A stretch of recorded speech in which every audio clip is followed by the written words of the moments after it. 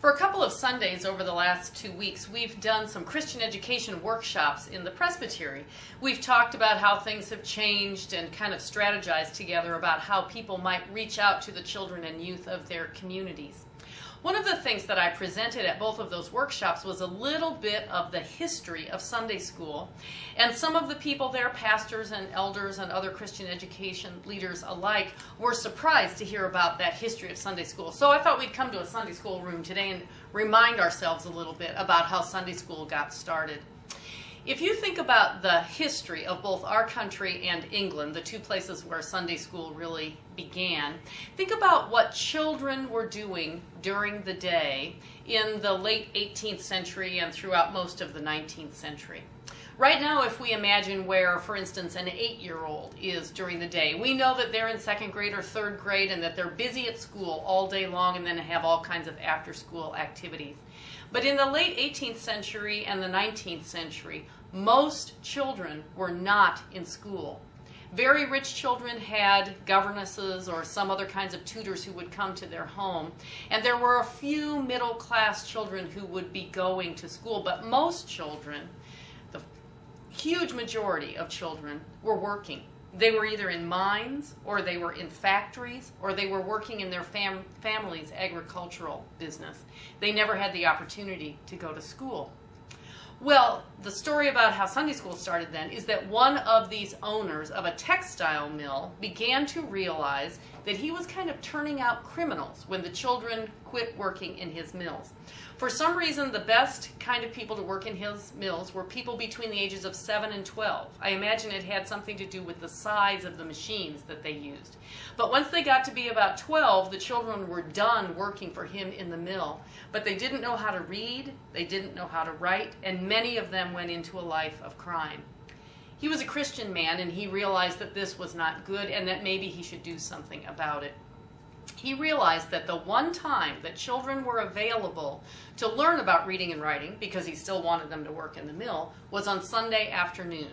They got Sundays off. And so he and others began this Sunday school movement to teach children who had no other opportunity to learn how to read and write. It turned into the kind of operation that was run mostly by church ladies, and they were available on Sunday afternoons. And so they would go to the places where these children were. They would find places where they could gather some of these children together, and they used the book that all of them had in their homes, that is, the Bible. So they used the Bible mostly to teach them how to read and write, and, by the way, the children learned about Jesus and the stories of the Bible by learning these lessons. Well, we think in 2013 that Sunday school has always been connected to Sunday. We have fights about whether Sunday school should be during worship or between two worship services or after worship or something. But that's not the way Sunday school began. It was designed to reach out to children when they were available to teach them in a way that they could learn. Most churches now, whether they're mainline churches or other kinds of churches, have far fewer children and youth around on a Sunday morning than they had even 10 years ago. Children's lives are very complicated. They're on traveling sports teams, or they're in a family where there's been a divorce, and so they're with mom one Sunday and dad the next Sunday and mom, and it's too hard for people to keep track of where they're supposed to be on a Sunday morning. And families, especially young families, are really busy. And sometimes Sunday morning is the only time they can kind of catch their breath, and somebody can do the laundry while somebody else goes to the grocery store. We might mourn that the world is like this, but it is.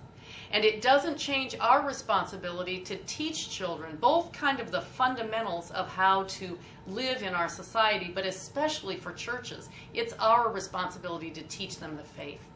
So I want to challenge you to think about those ancestors of ours in the late 18th century and the 19th century who knew that children needed to learn and figured out where to find them and how to do it. Let's take that challenge now as well. Let's figure out where the children are and a way that we can reach them, because the gospel is too important to keep to ourselves.